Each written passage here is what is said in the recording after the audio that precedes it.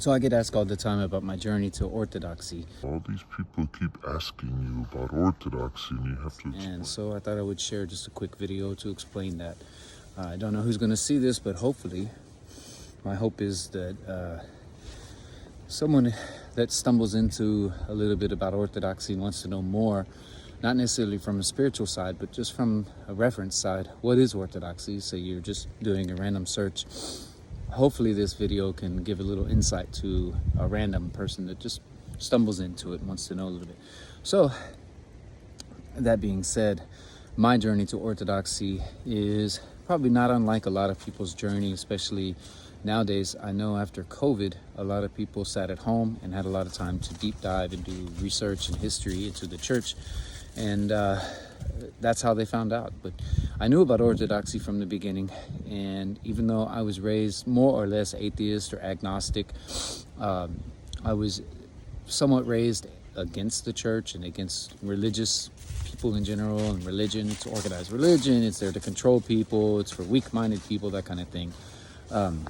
Things we've all heard from atheists and in general, just from church haters, religious haters, that kind of thing.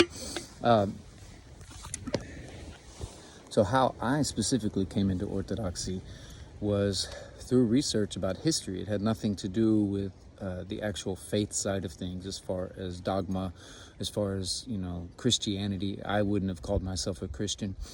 My dog's up on top of these giant rocks. She's hunting. She's having the best time of her life. But anyway, I was in college and I was doing deep dive into Western civilization, learning a lot about the Roman Catholic Church under Charlemagne, learning a lot about the history that followed right after that was the schism. And when the Great Schism, that's in 1054, that is 1054, the one church split into two. So that kind of struck me as odd. I remember discussing this in college with my professor, and I was like, so wait, there was one church and then there were two. This is just simple math. Get up, we can't lose in math. 37!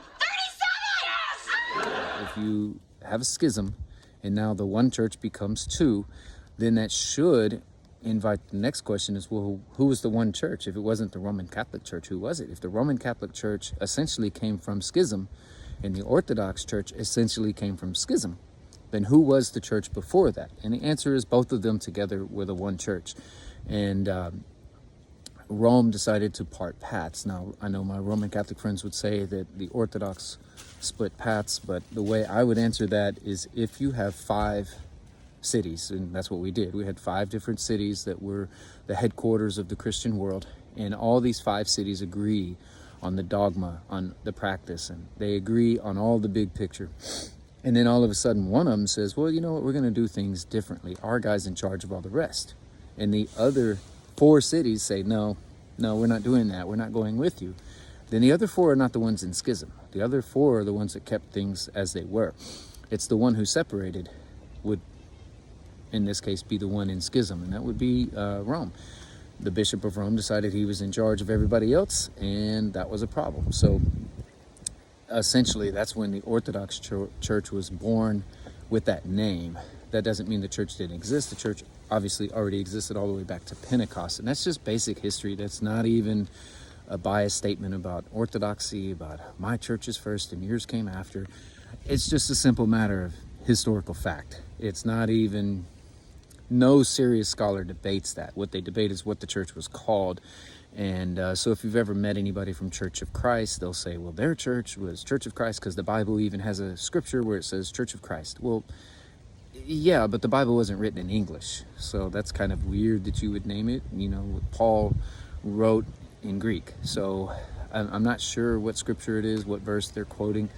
But I know the early church is also called the Church of God. So these are just generalized references. This has nothing to do with what the name of the church was. And if you're the only church, why do you need a name? It's only after a separate church becomes an entity. So anyway, not to dive too deep into the name thing, but that's essentially what people are doing when they say Orthodox wasn't first, because the Bible doesn't use the word Orthodox to describe the church. But that just means they don't know what the word Orthodox means, so I'll say it quickly. Ortho means correct or true, and doxa is Greek, means belief. So this means these are the people that were stubbornly clinging to the correct belief while everybody else was changing, everybody being Rome. And so essentially the church split into East and West. And this is just history. It's just basic stuff. And if you keep going backwards and you keep going backwards, eventually you'll end up in all the different councils.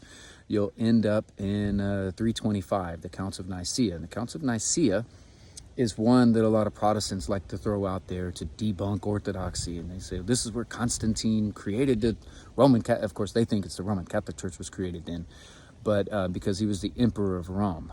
The problem with that is the bishops that were called to the council already existed. They were already there. He didn't create them. St. Nicholas, for example, you know, if you know anything about the Arian controversy, St. Nicholas, yes, Santa Claus, he went to the council and he allegedly slapped Arian. And Arian was a heretic who was preaching that basically he was questioning the divinity of Christ and the Trinity.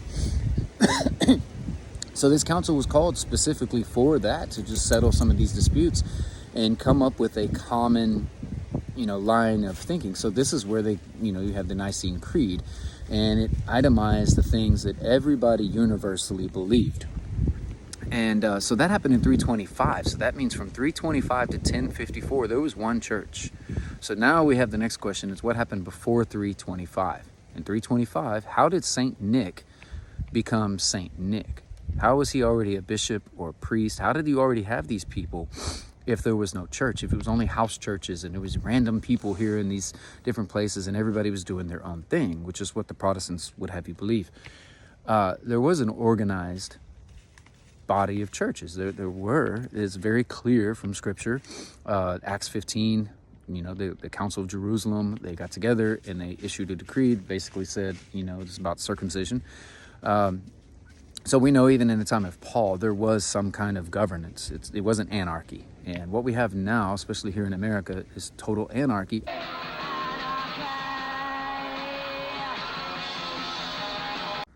My dog is being very patient and waiting for me. She knows we're going to walk some more. So look at her. She's such a good girl.